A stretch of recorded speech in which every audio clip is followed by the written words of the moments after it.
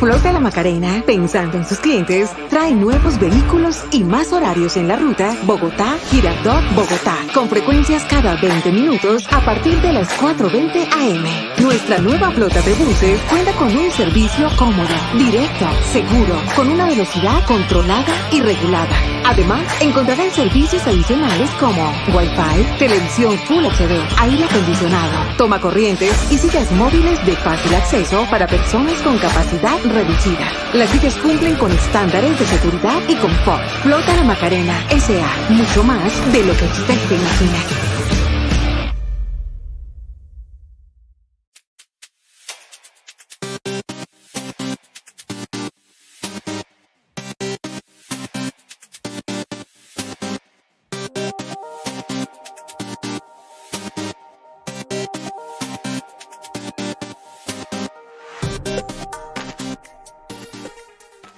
Despertando Conciencia.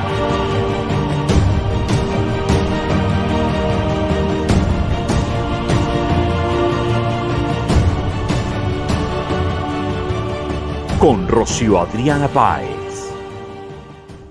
Hola, buenos días, buenas tardes, buenas noches. Esperando que como siempre se encuentren muy, pero muy bien, sin importar en qué latitud se encuentren. Como siempre, les saluda Rocío Adriana en un nuevo episodio de esto que es Despertando Conciencia. El chat en este momento empieza a activarse para que ustedes se empiecen a conectar con nuestro tema del día. El tema del día es un tema que había quedado en punta con uno de esos invitados que siempre tenemos de manera muy especial. Ustedes recuerdan que hace poco estuvimos haciendo un numeral detrás de Ucrania-Rusia, que entonces ese tema lo estuvimos ampliando con el maestro Adrián Salvucci desde Argentina. Y dentro de toda esa conversación, cuando estábamos hablando de las nuevas decisiones de Vladimir Putin para empezar a pedir los pagos a su país en su moneda soberana, pues surgió como la conversación dentro de ese escenario y Adrián dijo, ese tema debemos volver a tocarlo, pero ya de manera más amplia y pues como lo prometido es deuda.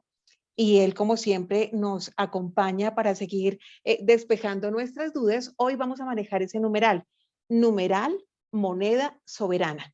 Numeral moneda soberana para que empiecen a interactuar con nosotros. ¿Saben ustedes qué es la moneda soberana? ¿Saben por qué tiene tanta importancia? ¿Quieren conocer los pro, los contra? Les aseguro que son más los pro que los contra que hoy vamos a descubrir al lado de nuestro invitado internacional, el analista geopolítico y escritor argentino Adrián Salvucci, quien está desde Buenos Aires, Argentina. Como siempre, un placer, querido Adrián Salvucci, saludarlo y decirle, este es su espacio y cómo se encuentra Argentina, cómo está todo en su hermoso país. Bueno, antes que nada, Rocío, muchísimas gracias por esta invitación, por esta oportunidad de volver a conversar, a charlar, a platicar contigo. La Argentina, por supuesto, está como está siempre, muy mal, porque Argentina solo conoce 3 estados, mal, muy mal y peor. De manera que estamos siempre en ese rango de dificultades que en realidad es parte de un modelo, porque si fuera solamente Argentina la que está en estos problemas, pero no México, no Brasil, no Chile, no otros países, no Colombia, uno diría, bueno, lo que pasa es que los argentinos son tontos, son ligeros, son muy desprolijos, pero uno empieza a mirar el mundo actual y se da cuenta que en realidad pareciera ser un modelo que vive en permanente crisis.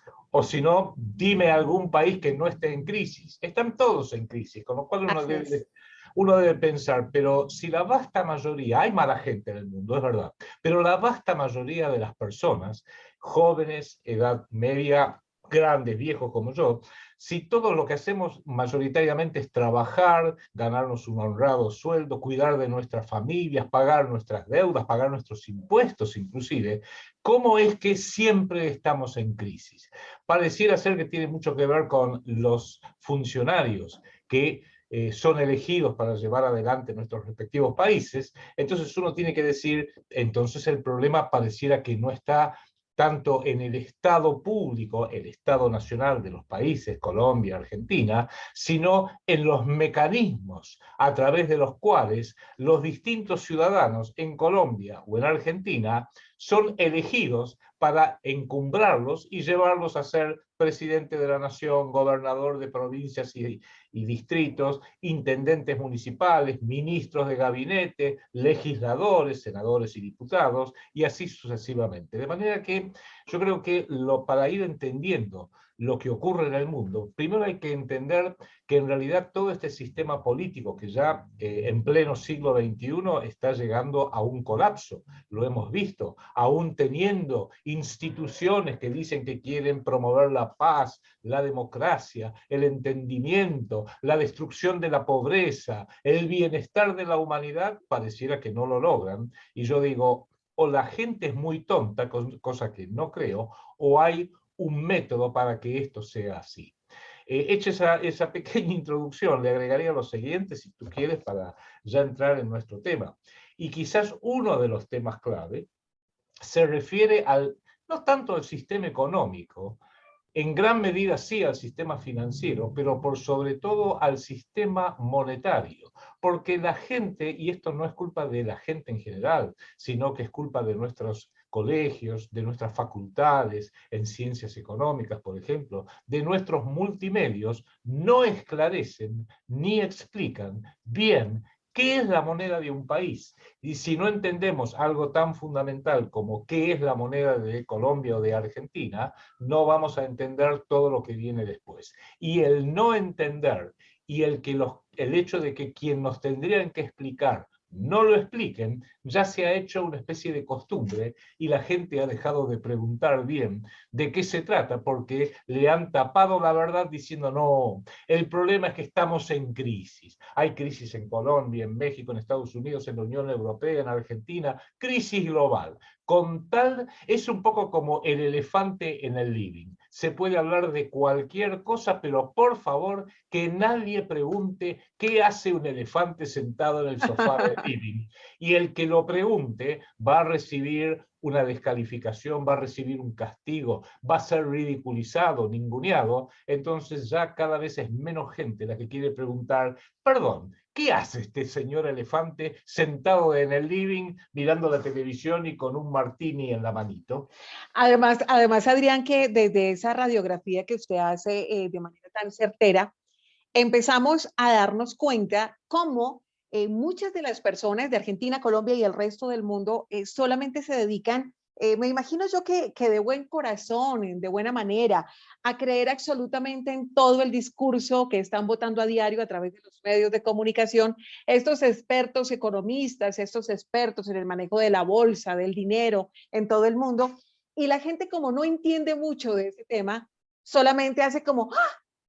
Qué cosa tan terrible lo que está pasando en el mundo. Y entonces la gente solamente lo que hace es aceptar esa desinformación que no es información, empezar a asumirla, empezar a vivir desde el miedo y empezar a aceptar, así no lo entienda, esas crisis que siempre nos están creando. Por eso tal vez en los últimos tiempos estamos escuchando de manera constante temas de inflación, de la devaluación de la moneda. Hemos visto a lo largo de la historia como muchos países han empezado a adoptar otras monedas, por ejemplo, lo que pasa en la Unión Europea, lo que ha pasado en países como Venezuela, que ya está funcionando también con el dólar, así no lo quieran aceptar como de manera formal, lo que pasa en Ecuador, lo que pasa en distintos países que han decidido unos por el euro, otros por el dólar, y la gente sencillamente no entiende qué pasa, sencillamente se dedica a escuchar, a no entender y a obedecer. Entonces, desde ese escenario y cuando hablamos de esta moneda soberana,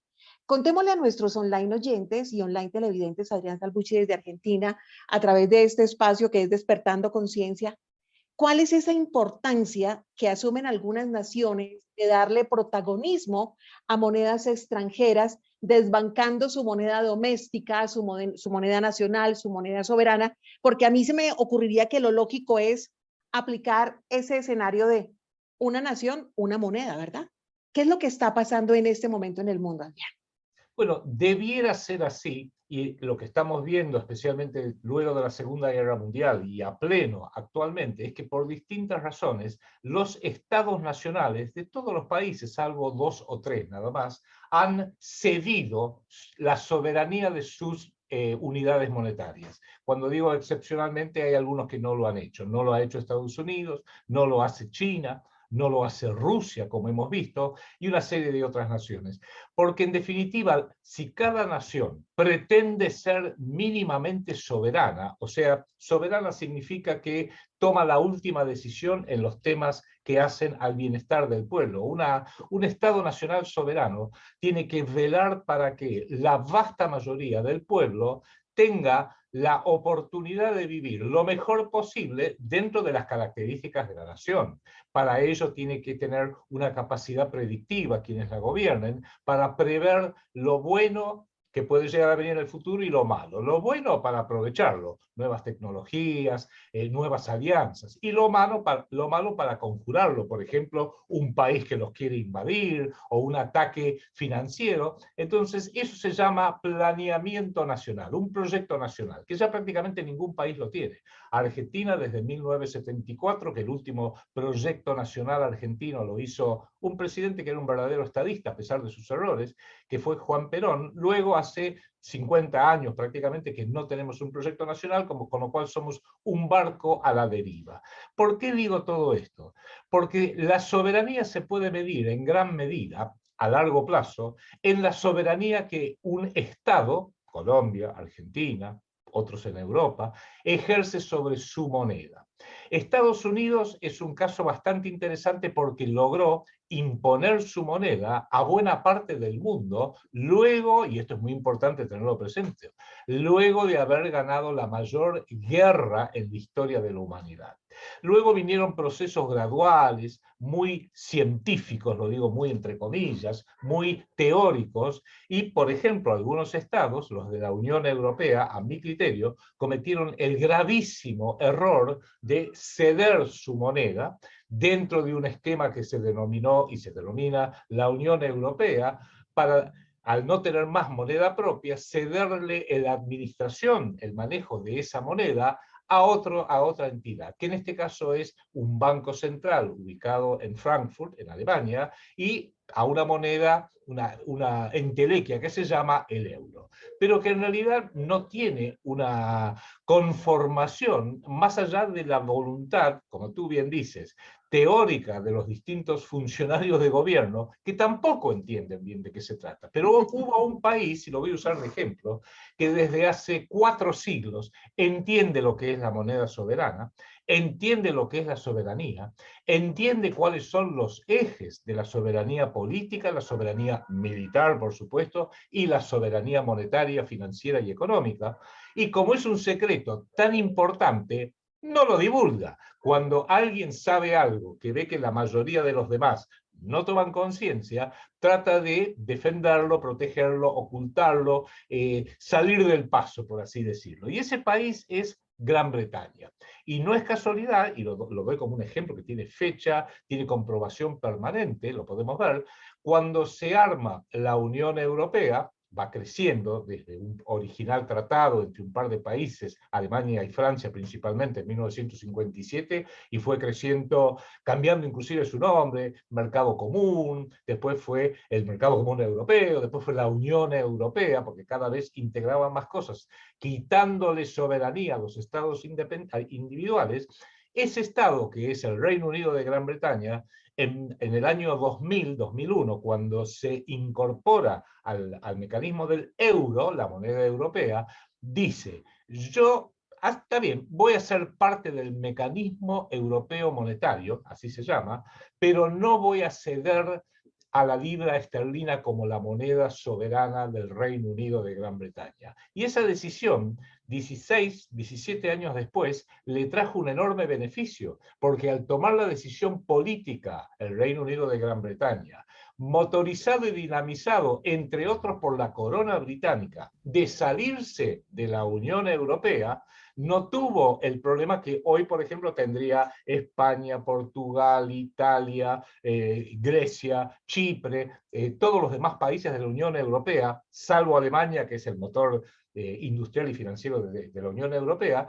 Pudo salirse Inglaterra y les dijo, ¿y con qué se van a manejar? Con la libra esterlina. Nunca hicimos otra cosa. Si hoy lo quisiera hacer España, Portugal o Francia o Italia, ¿Cómo hacen para volver a la peseta, la lira, el franco francés? Estarían realmente atados de pies y manos en un montón de temas, con casi una imposibilidad de negociar. Tienen la suerte, esta es mi idea, de que igual la Unión Europea pareciera que es como cuando vamos al supermercado y agarramos un yogurt y nos fijamos la fecha de vencimiento para no equivocarnos. La Unión Europea pareciera que tiene una fecha de vencimiento que podría estar por dispararse más temprano que tarde, porque está íntimamente ligada con la OTAN, que hoy sabemos que está en un problema geopolítico y militar con Rusia, un desafío muy importante, y si se llega a desbandar la OTAN, fácilmente se va a desbandar también la Unión Europea, y si se desbandan estas dos instituciones, el euro desaparece y sale volado en 1000 pedazos.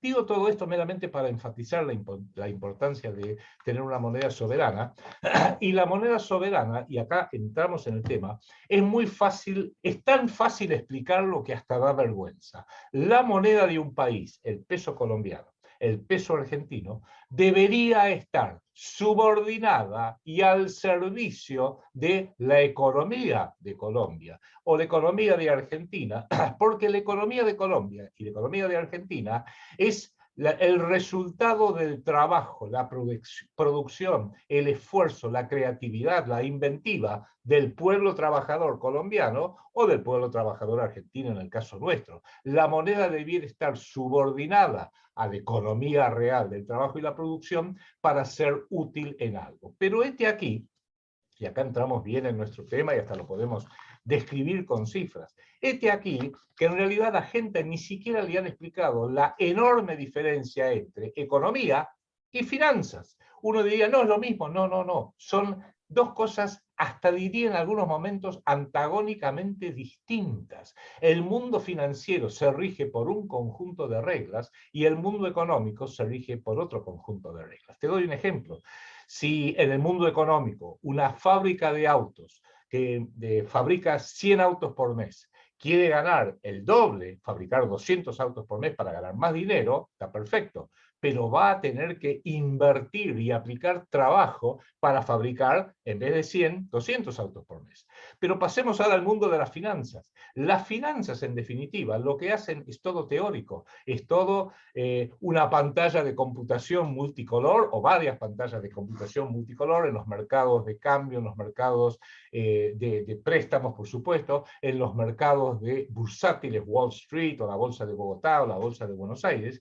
Y en realidad todo lo que tienen que hacer es, a través de un análisis bastante poco creativo y a mi criterio bastante parasitario, ver hasta dónde aguanta la economía para que yo le chupe ganancias sin tener que prácticamente dar nada a cambio o muy poco a cambio. Y para eso yo siempre lo grafico con la planilla Excel. La planilla Excel nunca se queja. Tú le puedes poner un préstamo por tantos millones de pesos colombianos y la tasa va a ser del 10%, no 15%. No, no me gusta mucho tu empresa, no me gusta la forma como vos ves, el 20%. No, hay crisis mundial, la crisis, por supuesto, entonces 30% de interés. Y que yo sepa, jamás una planilla Excel se quejó. Ese es el mundo de las finanzas. En el mundo de la economía no, porque si yo a un empleado le digo, para fabricar 200 autos vas a tener que trabajar 22 horas por día, bueno, la planta que haga eso está proponiendo algo imposible, irrealizable, y va a tener una crisis, una huelga generalizada en su planta y la planta puede quebrar. Entonces hay que entender muy claramente, primer paso, la diferencia entre lo que es la economía y lo que son las finanzas. Y ahí es donde entramos a que la moneda tiene que tener una función, sí financiera, pero eminentemente económica. La moneda de una nación tiene que estar al servicio de la economía de esa nación y no al servicio de las finanzas. Y hoy, este es el secreto peor guardado porque es público, pero en realidad las monedas de los distintos países están al servicio de la usura, del vampirismo, de los buitres del orden financiero que no son responsables ante nadie y, como vimos en Estados Unidos, hacen unos negocios donde tienen unas ganancias de trillones de dólares. Y cuando todo colapsa, porque se colapsó como colapsó con las hipotecas truchas, las hipotecas malas en el 2008 en Estados Unidos, en Wall Street, y caen los bancos, y caen las inversiones, y se tienen que fusionar los bancos.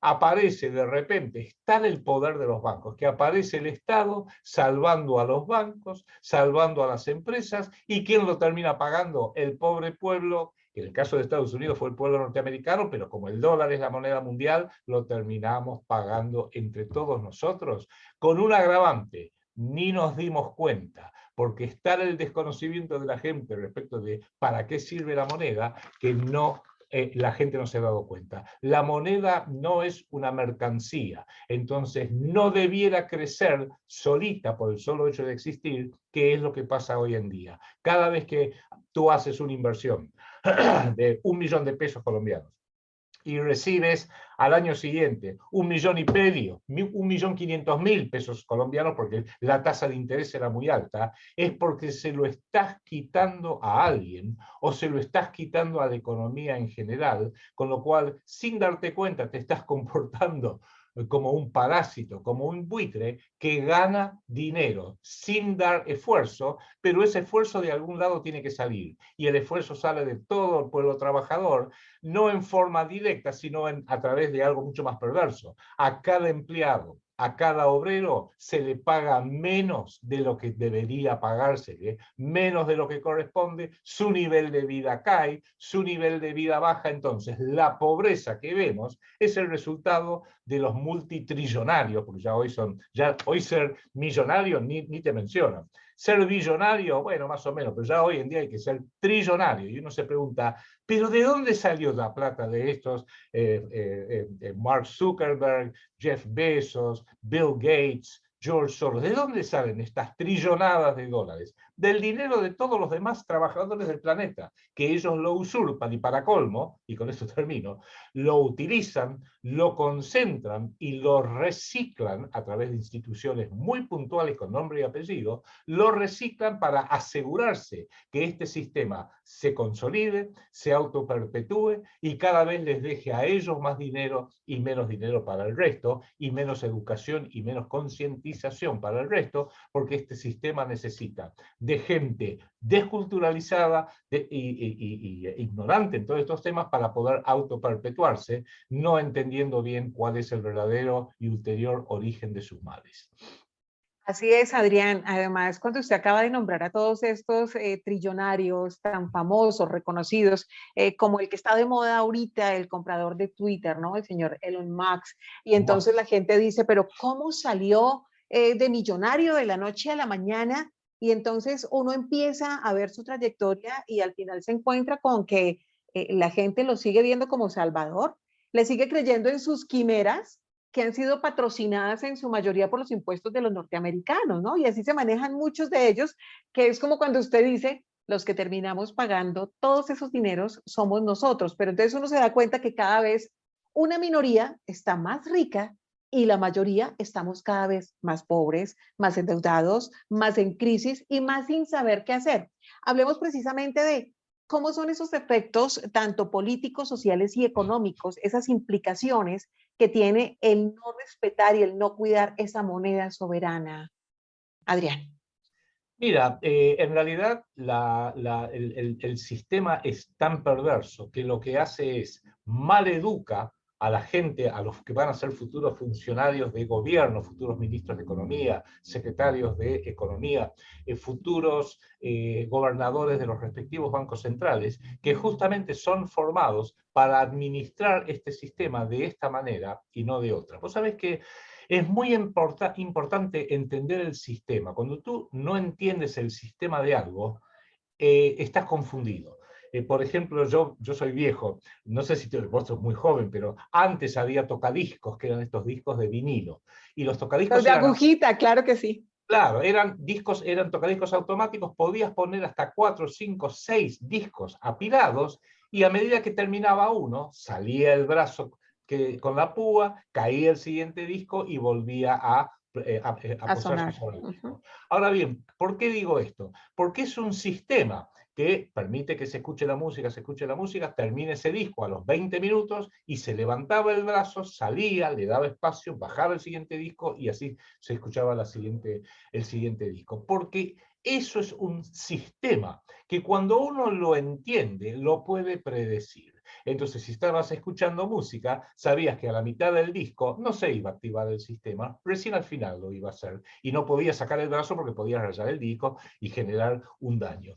Y esto es importante saberlo porque cuando uno entiende el sistema pasa a ser predecible, y cuando pasa a ser predecible, uno puede entender cómo funciona y conjurar su daño, especialmente cuando el daño está dirigido hacia nosotros, y tratar de corregirlo, que también se puede hacer eso, hay que corregirlo, que es lo que debieran hacer los funcionarios públicos y por supuesto no hacen. Yo tengo un programa acá de radio con un colega, Enrique Romero, que se llama Antisistemismo Explícito. ¿Por qué? Excelente espacio, sí.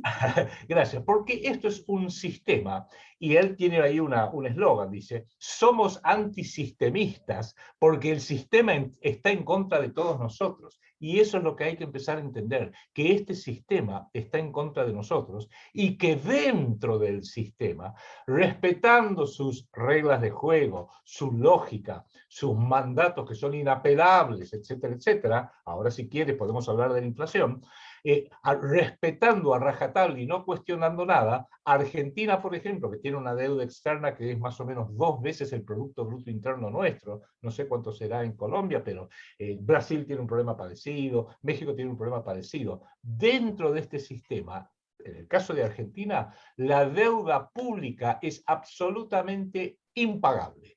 Y uno dice, pero entonces, ¿por qué los bancos, el Fondo Monetario Internacional, nos siguen prestando y nos siguen prestando y nos siguen prestando? Porque es la forma de controlar a la nación política, militar y geopolíticamente.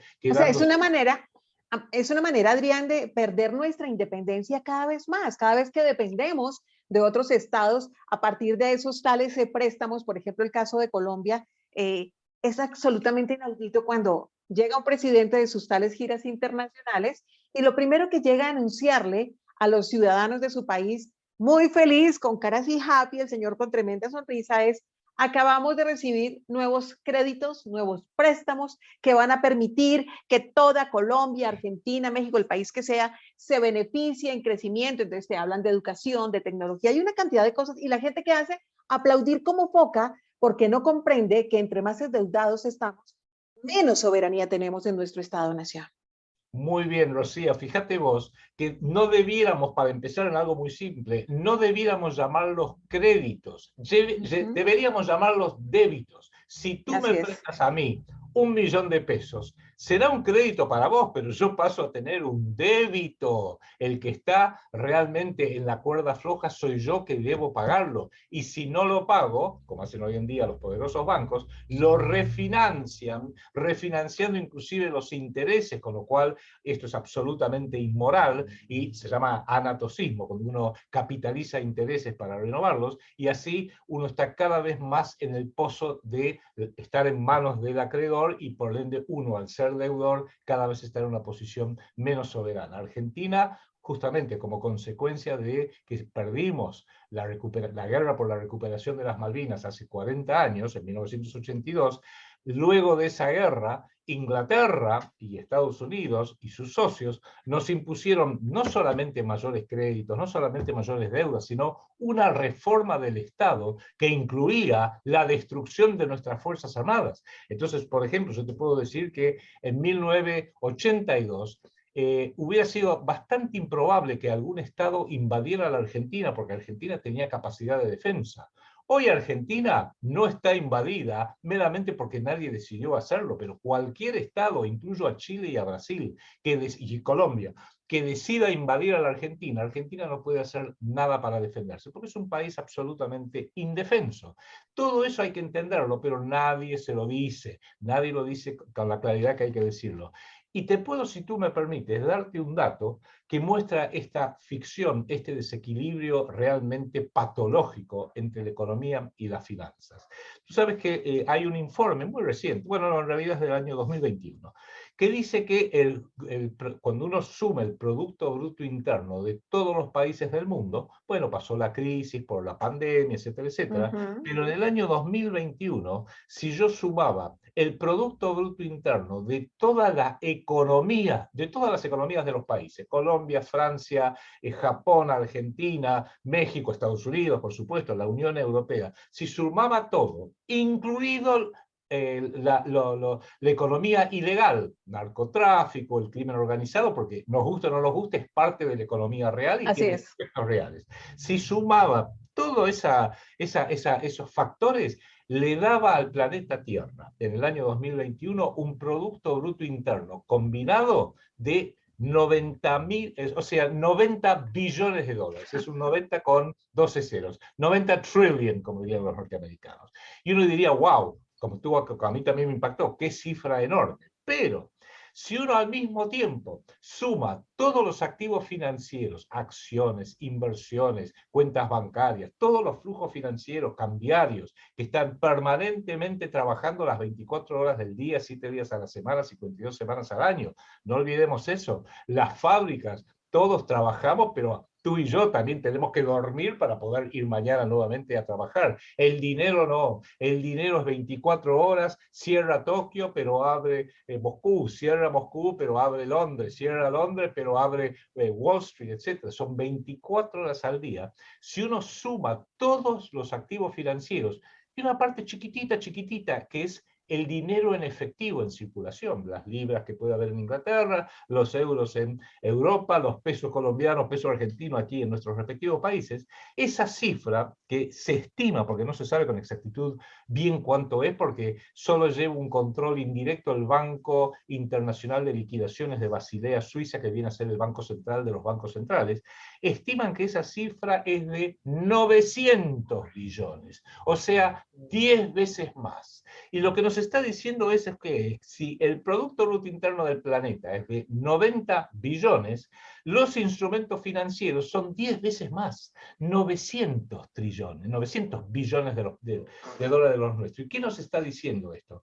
Que el sistema financiero ha crecido como una suerte de tumor canceroso, y está ahora sí haciendo metástasis y amenaza con matar el cuerpo vivo de la economía real, y esto ayuda a explicar el gran reseteo que quiere el señor Klaus Schwab y el príncipe Carlos con el Foro Económico Mundial y muchas otras cosas que están ocurriendo porque se dan cuenta que tienen que blanquearlo, y lo van a blanquear de forma tal que no lo van a pagar ellos o los Rothschild o los Rockefeller o el señor Zuckerberg o Jeff Bezos o Bill Gates o George Soros. Lo vas a pagar vos y yo. Nosotros lo tenemos que pagar. Le tienen que endosar toda la deuda a los pueblos, y eso va a significar, ya lo vienen avisando abiertamente, pérdida de puestos de trabajo, redimensionamiento, y hay que buscar un culpable. ¿De quién es la culpa? Culpa de la pandemia. ¿De quién es la culpa? Del calentamiento. La guerra de Rusia Bueno, con Ucrania. por supuesto, la guerra es la excusa ahora más inmediata,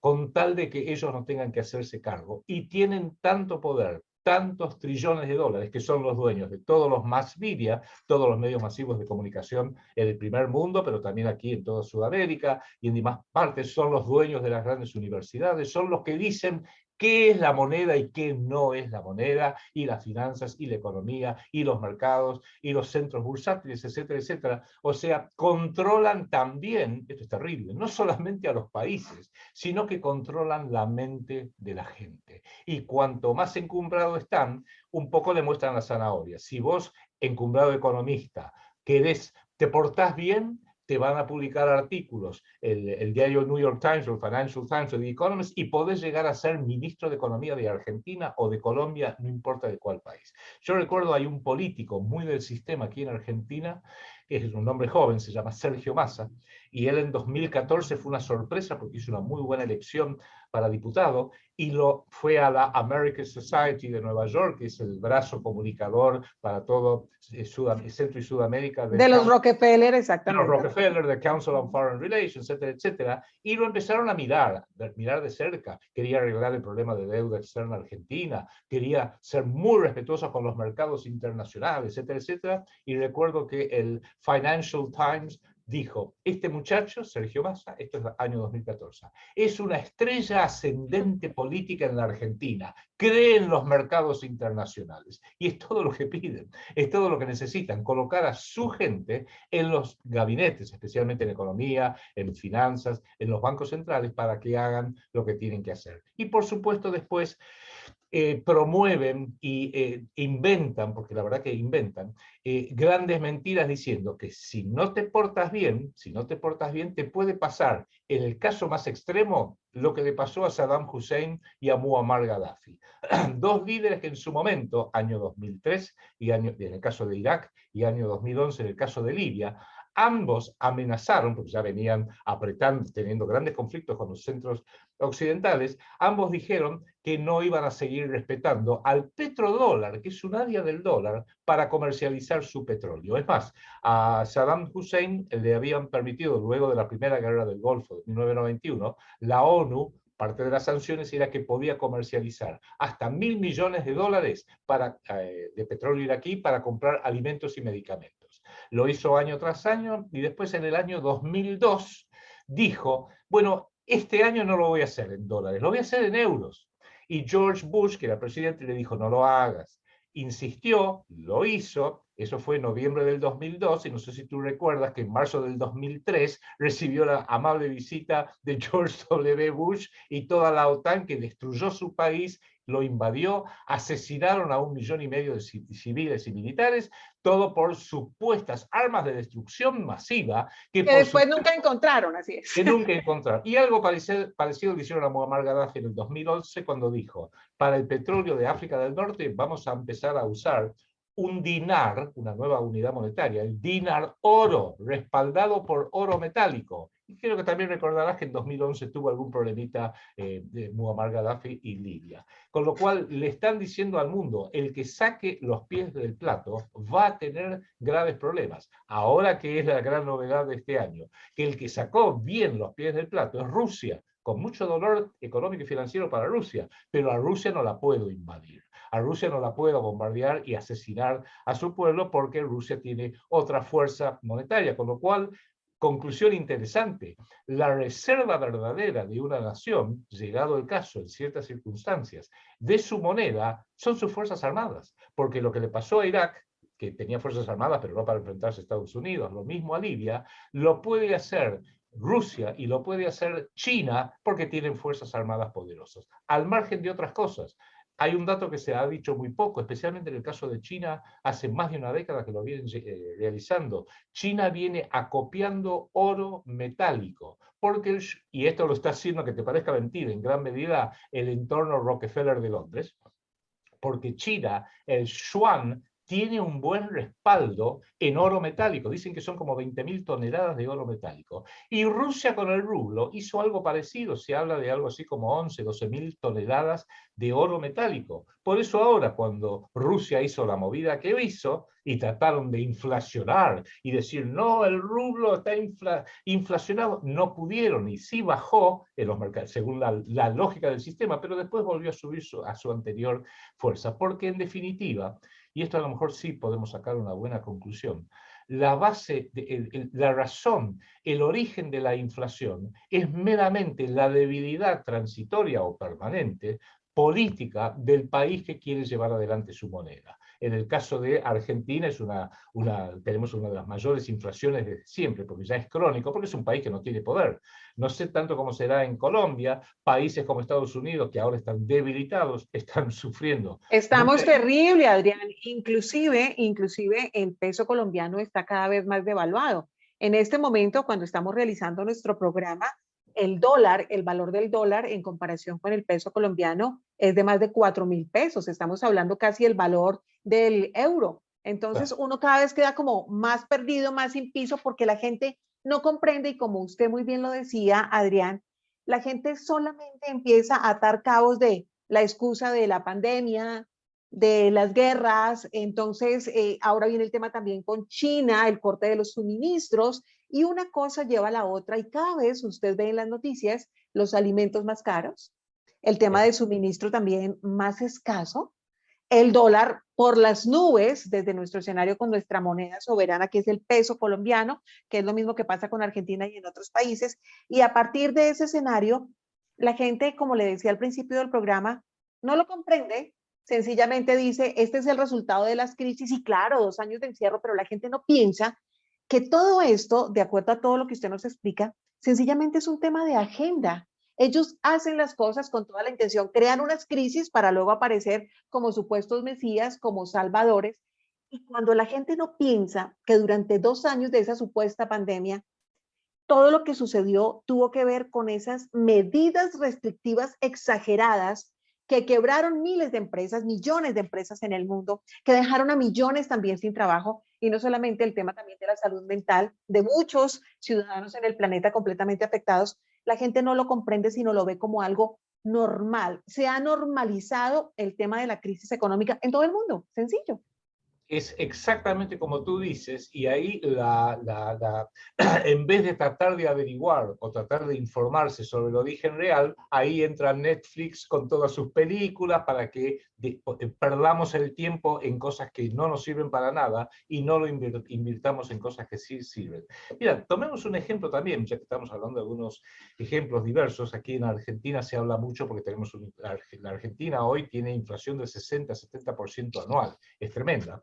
Pero ya lo hemos tenido hiperinflación nosotros en el pasado, y nos dicen una y otra vez, lo que pasa es que el gobierno, porque siempre culpan a los gobiernos, el gobierno emite mucho dinero, y en parte es real, pero la inflación no es el resultado, quizás salvo en el caso de Zimbabue histórico, o en el caso de Venezuela también hasta hace un poco tiempo, o en el caso de Argentina en 1989, que sí, tuvimos una hiperinflación tremenda, casi una de las mayores de la historia.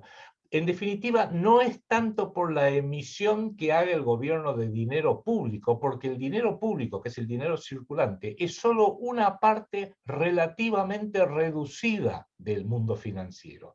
La inflación es producto de los intereses e intereses sobre intereses que el sistema financiero y el sistema bancario paga o recibe o exige, según el lado demostrador quien esté, según como decías tú al principio, estés del lado de los que tienen un crédito o tienen un débito, hasta en el aspecto semántico está todo confuso, pero en definitiva, aún los países poderosos, tomemos Estados Unidos de Norteamérica como un ejemplo, saben que pueden emitir toda la moneda que quieren, porque la moneda dólar tradicionalmente ellos lograron a través de sus proezas militares, su fuerza política, su fuerza inclusive influencia política y geopolítica, que circulara fuera de Estados Unidos. Por ejemplo, el petrodólar. Por eso cualquier país como Irak o Libia que quiera tomar medidas para que los petrodólares vuelvan a Estados Unidos, le están generando un efecto inflacionario a Estados Unidos, que es lo que pasa hoy en día. Hoy están volviendo a Estados Unidos los petrodólares y los eurodólares, porque se acostumbraron mal, se achancharon, como decimos nosotros aquí en Argentina, que cada vez que necesitaban dinero lo imprimían. Mira, yo te invito a que veamos un muy breve video de quien fuera uno de los más poderosos y longevos por todo el tiempo que sirvió, gobernadores del Banco de la Reserva Federal, el señor Alan Greenspan, que es uno de los responsables directos de la crisis del 2008, que después lo reemplazaron por Ben Bernanke. Hoy tenemos a un señor que se llama Jerome Powell a cargo del Banco de la Reserva Federal de Estados Unidos. Pero si usted mira este videíto ahora. Are U.S. Treasury bonds still safe to invest in? Very much so. I think this is not an issue of credit rating. The United States can pay any debt it has because we can always print money to do that. So there is zero probability of default. Escuchándolo a él atentamente, que dice, Estados Unidos puede tener cualquier deuda que necesita, porque si no tenemos ahorros para pagarlo, simplemente imprimimos el dinero. Y a este señor Alan Greenspan, eso que acabamos de ver lo dijo en 1997, 1998, su sucesor, que se llamó Ben Bernanke, lo llamaban coloquialmente en círculos financieros Helicopter Ben. ¿Por qué Ben el helicóptero? Porque él había dicho, si para reactivar la economía norteamericana tengo que ir en un helicóptero y arrojar bolsas llenos de dólares sobre las ciudades, lo haré. Con lo cual uno diría, pero ¿dónde quedó entonces toda la teoría de la inflación? No, Ellos quieren emitir lo que se les dé la gana y lo mismo hacen en Europa, aunque mucho más controladamente, pero no quieren que lo haga Colombia, no quieren que lo haga Argentina, no quieren que lo haga cualquier país subordinado a ellos al cual le dicen, no, el Estado no puede emitir moneda, no puede hacer eso, te doy un crédito. Entonces viene Goldman Sachs o el fondo BlackRock o el fondo Venture o HSBC, cualquiera de sus bancos, y te dicen, yo te presto y te dejo endeudado, te doy un crédito, no, te regalo un débito y vas a quedar cada vez más endeudado conmigo. Por eso hay que entender la naturaleza de todo lo financiero. Yo te aclaro lo siguiente para los que nos están siguiendo. Yo no soy economista. Yo soy analista geopolítico, pero no soy economista y no lo quiero ser. Como dijo una vez un amigo que escuchó que alguien dijo, bueno, yo de esto sé mucho porque me formé en Harvard. Y dijo algo así como, ¿cómo lo lamento por usted si se formó en Harvard? Pero yo escribí este librito, está agotado ahora, se llama Colonialismo Financiero Mundial, Vampiros y Buitres, porque los fondos buitres fueron los que y sigue manteniendo a Argentina muy acorralada. Este libro lo explica en términos muy simples, lo más simple posible, lo que es lógico, sin fórmulas macroeconómicas, sin terminología oscurantista. Pero en este libro, que no lo puedo vender porque está agotado, pero cualquiera que lo desee recibir, si me manda un correo electrónico a arsalbucci@gmail.com, arsalbucci, todo junto, @gmail.com, se lo mando sin cargo en formato PDF. Es breve porque te trae 240 o 150 páginas, pero va explicando las funciones reales de la moneda, las funciones políticas de los créditos. En el caso de Argentina, yo tengo una teoría, que como Argentina ya hace 50, 60 años que nunca puede pagar su deuda externa, se la refinancian una vez, se la refinancian 2 veces, 20 veces, 30 veces, en breve plazo vamos a llegar a tener que hacer un canje de bonos de deuda de la deuda pública argentina, cuyo nuevo canje va a estar garantizado por el control y la propiedad sobre partes del territorio argentino. Ya se ha hablado en los grandes bancos,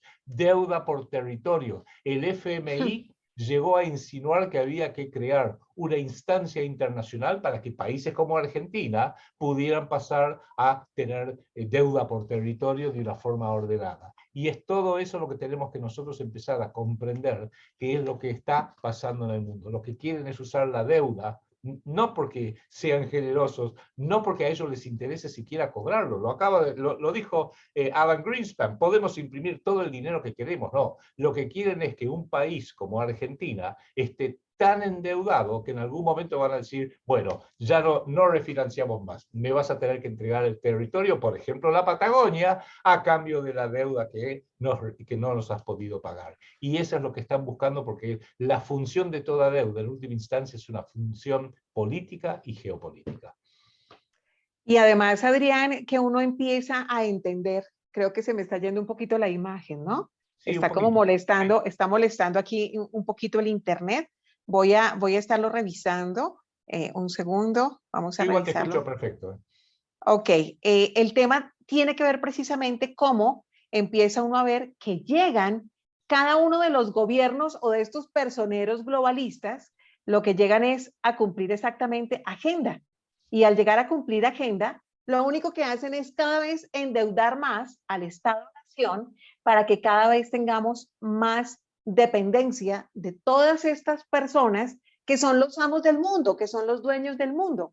Y desde ese escenario, cada vez vamos a estar más endeudados y cada vez vamos a estar más lejos de poder pagar toda esta deuda externa. Y obviamente, como usted bien lo mencionaba, cuando usted no tiene dinero, ¿qué hace una persona cuando usted le debe dinero a un banco? Llegan a embargarle, le quitan sus pertenencias, sus propiedades, y de eso se trata exactamente. Cada vez van a llegar a quitarnos nuestra soberanía, nuestra independencia económica, nuestro territorio, porque si usted no tiene con qué responder, pues de alguna manera ellos van a mirar cómo usted le va a pagar esos préstamos que ellos, sí, dice usted amablemente, de queridos por salvar su país, su nación, empiezan a hacerlo de manera constante. Y usted se da cuenta que eso sucede en cada gobierno, sea del partido que sea, trapo rojo, azul, verde, amarillo, todos llegan absolutamente a cumplir con esa agenda. Cuando usted me estaba preguntando por el tema de la inflación en Colombia, Usted me decía que en Argentina, ¿en cuánto está la inflación? Está en 60-70% anual. Bueno, aquí no estamos tal, pero igual ha sido desmesurada la inflación. El dato ha llegado, y este informe lo acaba de dar el director del DANE en los últimos días, 9.29%, y es la inflación más alta de los últimos 22 años. Desde el año 2020, desde el año 2000, no se presentaba esta inflación. Y obviamente, ¿quiénes son los más afectados? Pues los más pobres. Las personas más pobres cada vez van a estar más pobres desde ese escenario de la inflación. Pero la gente lo ha querido normalizar, como lo decíamos al principio del programa. La gente no comprende, la gente no indaga, y por eso tal vez, como usted también lo decía hace unos minutos, Adrián, la importancia del cuidado de la moneda soberana, ¿no? Y de dejar tantas dependencias de esas otras naciones que de buenos samaritanos nos hacen esos préstamos en donde cada vez nos están quitando es todo lo que tenemos. Pero hay que entender, para redondear un poquito el tema, que esto no es un capricho desorganizado de Zuckerberg o de Alan Greenspan en su momento, o de Ben Bernanke o de quien sea. Hay instituciones que se dedican a administrar esto ordenadamente. Ya hablamos de un par de ellas para nuestra región. El Council on Foreign Relations de Nueva York, y justo enfrente, cruzando la calle 56 y Park Avenue, está la American Society and Council of the Americas, cuya función, aparte de la excusa cultural, la excusa de la democracia, la excusa de la hermandad con los países del patio trasero de Estados Unidos, una de las funciones es tomarle prueba, lo digo en forma coloquial e informal, tomarle prueba a los futuros políticos de Argentina, Colombia, México y Brasil. Por ejemplo, te voy a dar un ejemplo. Digamos que dijeran, a este Adrián Salvucci dicen que lo pueden llegar a nombrar ministro de Economía si sube el presidente tal. Y ellos ya con el presidente tal se sienten cómodos. A ver, mándamelo a Salvucci. Y Salvucci diría algo así como, a ver, yo la deuda externa la voy a pagar, pero la voy a investigar primero, porque hay muchísimas pruebas de que es una deuda ilegítima e ilegal, y la moneda, en vez de ponerla al servicio del sistema bancario, lo voy a poner al servicio de la capacidad de trabajo, especialmente en las pymes del pueblo trabajador argentino, y voy a tratar de consolidar nuestra moneda y limpiar nuestra situación de deuda. Ellos van a decir... Y de pagar además todos los compromisos del pueblo de su país, ¿no? Claro, ellos seguramente dirían con su usual hipocresía, ajá, qué interesante, y ni bien me retiro, agarrarían una bolilla negra y dirían a este tipo bolilla negra, bajo ningún concepto queremos que ingrese, y a partir de ahí el New York Times va a decir, hay un nacionalista económico en la Argentina que es un peligro para toda la región, hay que pararlo, etcétera, y van a decir seguramente no se vacunó y es un nazi fascista, ¿vale? Cualquier cosa van a inventar para poder irradiarte y darte mala prensa. Porque ellos también, y esto también no solamente lo hace el Council on Foreign Relations, lo está haciendo el Foro Económico Mundial. Hace 3 años, Klaus Schwab, en una reunión que mantuvo en la Facultad de Ciencia Política John F. Kennedy de la Universidad de Harvard, dijo, bueno, nosotros en el Foro Económico Mundial, desde hace 3 décadas, tenemos una institución para futuros líderes jóvenes, jóvenes futuros líderes prometedores. Y dijo, y han dado muy bien, porque de ese grupo salió Tony Blair, primer ministro de Inglaterra, Nicolas Sarkozy, Angela Merkel, y mencionó en tiempos más recientes Emmanuel Macron, presidente de Francia, Justin Trudeau, de Canadá, y el presidente de Argentina, que no se acordaba el nombre, etcétera, Mauricio Macri en ese momento. Y también mencionó en su momento también a Vladimir Putin, ¿no? También sí, y también mencionó a Vladimir Putin. Cuidado con eso. Así es. Y recuerdo cuando dio el ejemplo, porque Klaus Schwab, este alemán, es muy bocón, habla más de lo que tendría que hablar. Dijo, en el caso de Justin Trudeau, más de la mitad del gabinete del primer ministro Trudeau de Canadá es nuestro.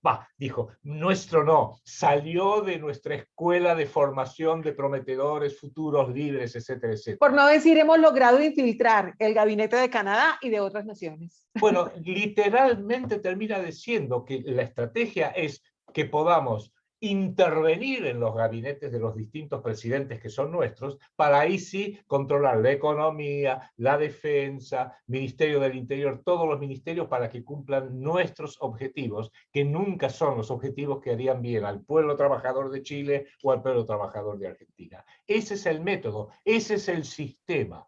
Y cuando entendemos ese sistema, no solamente entendemos quién es quién, qué es lo que quieren, pero muy importante, un sistema comprendido es predecible. Podemos empezar a predecir qué es lo que van a buscar, qué es lo que van a tratar de hacer con Colombia, por qué un determinado funcionario tiene muy buena prensa y le hacen lindas notas, ustedes tuvieron un presidente, Juan Manuel, ¿cómo era el apellido? Santos. Juan Manuel Santos, que Santos. era miembro de la American Society, Y de después la de American Society. salir de la presidencia, después de hacer el falso acuerdo de paz y de hacer todas las alianzas con el narcoterrorismo, que les entregó varias curules en el Congreso de Colombia, hoy en día están allá, les pagamos el salario nosotros, el sueldo nosotros los colombianos. Los señores, imagínense, estos terroristas que nunca han dicho la verdad, que no han reparado a las víctimas, que no han regresado los dineros, que ni siquiera han contado las rutas del narcotráfico, que no han devuelto la totalidad de las armas, que no quieren contar absolutamente nada, porque se supone que los procesos de paz funcionan cuando hay de verdad reparación, justicia y obviamente el tema de la verdad absoluta, no pasa. Este hombre, como buen premio, recibió dos cosas importantes. Uno, Nobel de Paz, igualito que Obama. Por ahí alguien le dice el señor Obomba, ¿no? Súper bélico durante 8 años. Y entonces el de Colombia también recibió premio Nobel por perdonarle, o como yo diría en algún momento, el falso proceso de paz es como la reivindicación de la historia de terror de estos narcoterroristas, mientras en legalidad escriben una nueva historia en paralelo. Y aparte de eso, recibió otro premio, puesto en la junta directiva de la Fundación Rockefeller. El señor está acomodadísimo. Ahí es donde, esto creo que es importante decirlo, aunque sé que se nos termina el tiempo, que es lo siguiente. El Foro Económico Mundial ha recibido repentinamente, inmediatamente después de la pandemia, el año 2020 para ser precisos, la tarea de ser los administradores y diseñadores de lo que es la Agenda 2030, que es esta agenda mundialista, que es la que propone justamente identificar a futuros líderes, colocarlos en sus puestos a través de financiamiento de sus campañas, como hacen permanentemente, e inclusive ha redefinido el Foro Económico Mundial, que opera muy estrechamente con el Council on Foreign Relations, que opera muy estrechamente con el Grupo Bilderberg, que opera muy estrechamente con la Comisión Trilateral y los 2.000, 2.500 bancos de cerebros similares y más específicos algunos y menos otros que hay en el mundo, en el primer mundo, justamente se redefinió su misión como la organización principal de coordinación entre lo público y lo privado, que suena muy lindo, pero lo que viene pasado es que lo público, o sea, los estados nacionales soberanos, cada vez son más débiles, cada vez tienen menos poder y cada vez tienen menos capacidad de decisiones, mientras que el mundo privado, los bancos, las grandes corporaciones, los fondos de inversión, los multimedios cada vez tienen más poder. ¿Por qué? Porque nos están imponiendo un gobierno mundial privado con una transición que quizás lleve 10, 20, 30 años. Así es, Adrián Salvucci, como usted también bien lo mencionaba en uno de nuestros programas anteriores, ese gobierno mundial privado que se nos instaló, de hecho, desde el pasado 2020, cuando empezó a surgir todo este escenario de la tal pandemia, y encerraron a todo el planeta, nos dieron casa por cárcel con una cantidad de limitantes, con bozal y el miedo de si usted no se pincha, se puede morir, y la gente, de hecho, todavía uno ve como en países, no sé si a usted le pasa, en Argentina, como en Colombia, a pesar de que ya quitaron la restricción del bozal, tanto en sitios exteriores como interiores, la gente los sigue usando. O sea, uno se los encuentra por la calle, los ve y dice, ¿es en serio? Y ellos lo miran a uno como bicho raro, ¿no? Es tanto el lavado del cerebro y de cómo se normalizan esas cosas que no son nada normales. Es un poco la ventana de Overton, ¿no? Es tratar de volver normal lo que antes para el ser humano era inimaginable, que nunca nos pasaba por la mente. Por eso las agendas, por eso el tema de los abortos, de los feminismos y todo lo que va de la mano, porque es clarísimo, Adrián Salvucci, que todo esto no sucede de manera independiente, no es casualidad, sino es el cumplimiento de una agenda. Para el cierre le tengo una pregunta. Se escucha mucho desde ese inicio del gran reinicio, del reseteo, el tema de una moneda como esa moneda oxidada, esa moneda que va a tener una caducidad dependiendo del tiempo. Si usted no consume en un mes, ese dinero lo va a perder. ¿Hacia dónde nos están llevando desde esas nuevas monedas que se están inventando precisamente o desde esos nuevos modelos que están tratando de implementar para así gobernarnos al resto del planeta? Bueno, todavía se está discutiendo, todavía lo están peleando, todavía están proponiendo y viendo las reacciones públicas a cada propuesta. Yo diría que antes que nada lo que tenemos que aplicar es una ley que no falla, y es cuanto más se aleja una moneda de la economía real, peor es para el pueblo, aunque sea muy bueno para algunos que hacen un buen negocio haciéndolo. Entonces, por ejemplo, las monedas digitales están muy alejadas del trabajo. Las monedas digitales, en definitiva, se divorcian por completo del trabajo, no tienen prácticamente ninguna relación. La única moneda que puede mantener una relación inteligente y productiva y constructiva con el trabajo va a ser siempre una moneda emitida por una empresa, por un Estado, no como quería von Hayek, que quería emitir monedas privadas por las empresas.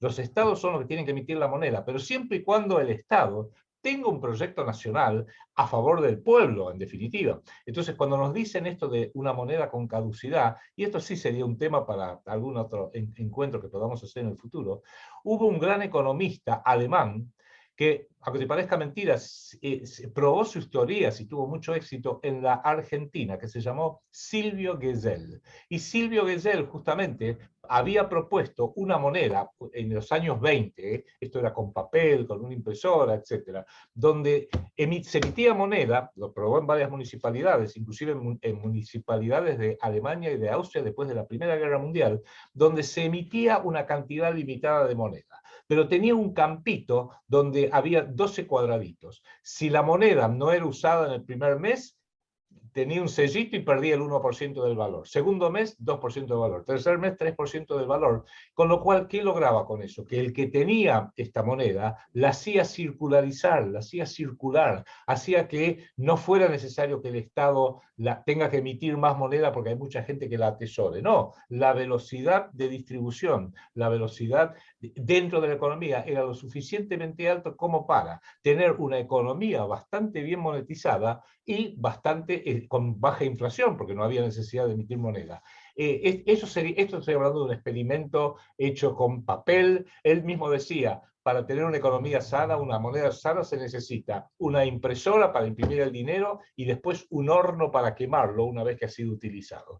Eso ya hoy en día no se puede hacer, estamos hablando de una tecnología de hace 100 años, pero habría que ver de estas distintas propuestas si alguna de esas tiene algo como lo que estamos mencionando, valdría la pena escucharlo. Por ejemplo, es algo de lo que está haciendo Rusia con el rublo. Rusia le está diciendo a todos, perfecto, ya que me hicieron tantas sanciones, páguenme en rublos.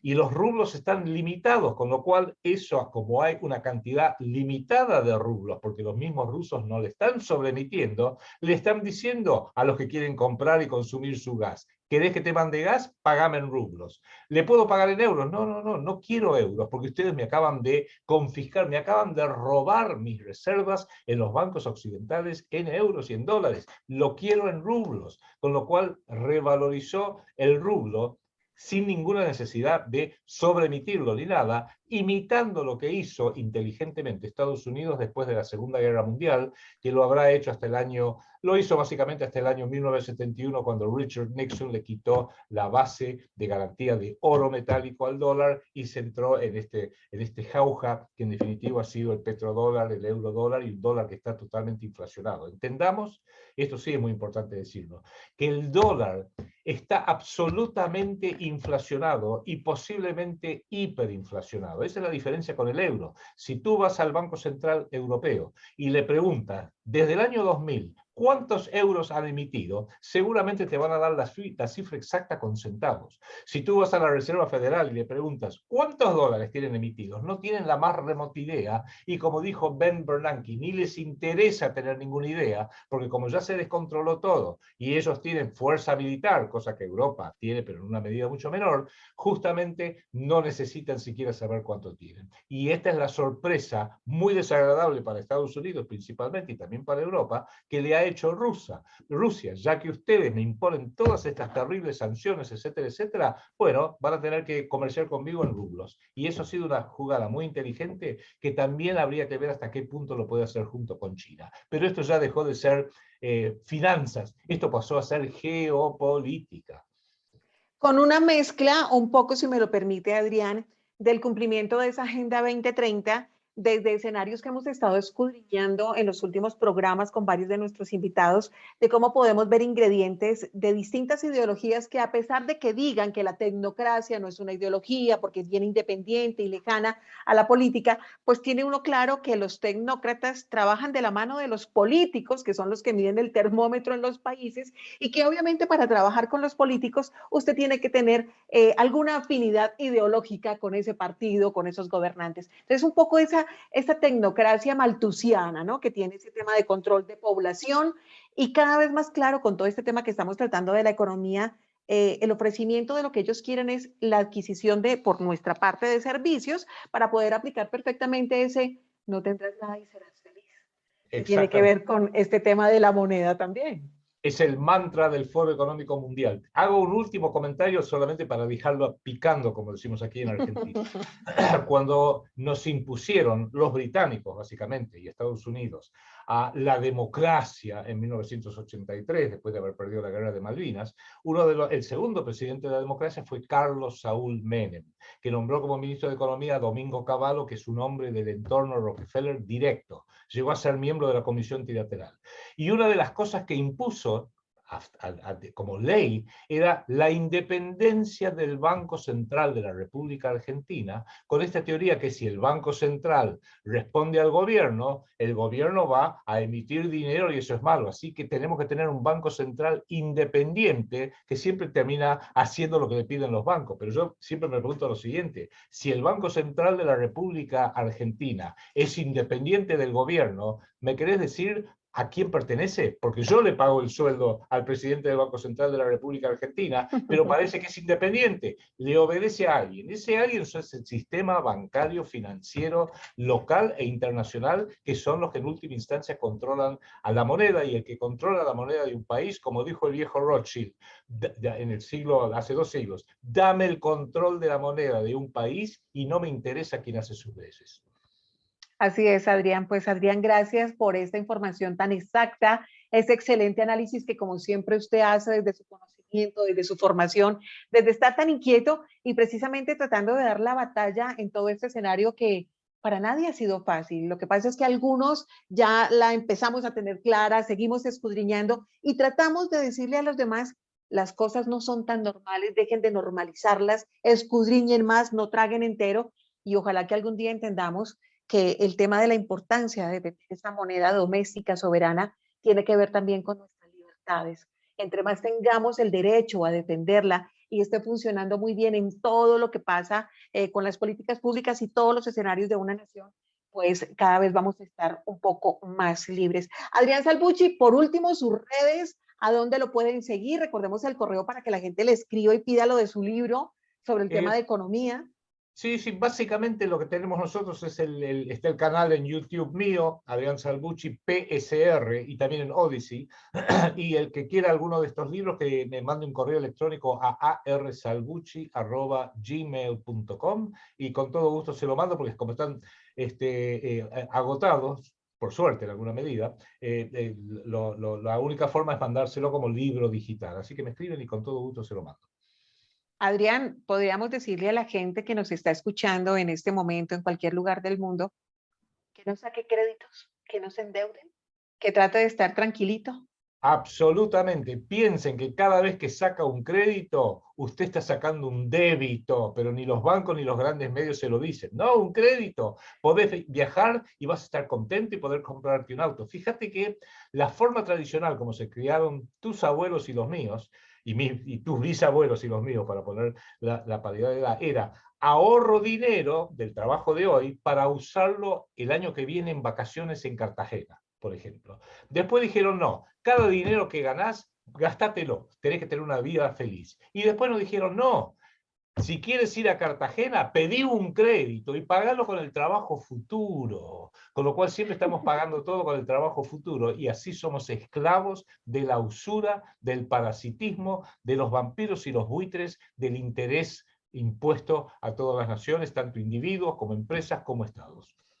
Hace poco hacía un programa con una escritora y periodista española que es Elena Villar con su libro Esclavos Unidos, que me encantó su libro, y habla precisamente de esa usura y nos explicaba cómo en países como Estados Unidos, que ella lo habla como sus esclavos unidos, tienen estas tasas de créditos tan altas que inclusive los norteamericanos, muchos se han declarado en bancarrota porque no pueden pagar ni siquiera las cuentas médicas. Y muchos que inclusive ya pensionados, ya jubilados, todavía están pagando su universidad, su estudio. Es un poco poner el contexto, pasa en Estados Unidos, pasa en los distintos países, no nos endeudemos, seamos más responsables y no sigamos precisamente haciéndoles el juego a estos usureros internacionales que cada vez quieren que usted y yo seamos menos libres y que obviamente terminemos obedeciendo a todas las políticas que solamente les favorecen a ellos, a esa minoría, no al resto, que somos la gran mayoría. Adrián Salvucci, besito y abrazo hasta Buenos Aires, Argentina, y como siempre, gracias. Un beso grande, muchas gracias. Hasta la próxima oportunidad, ustedes el próximo miércoles entre las 8, 9 de la noche, hora Colombia, vamos a estar conectados con un nuevo episodio de esto que es Despertando Conciencia a través de E-Radio Global, conectados de Pakistán, Argentina, Canadá, México y Colombia. Hasta la próxima, cuídense mucho y recuerden aprender de todos estos contenidos y también para que los compartan. Hasta la próxima, chao.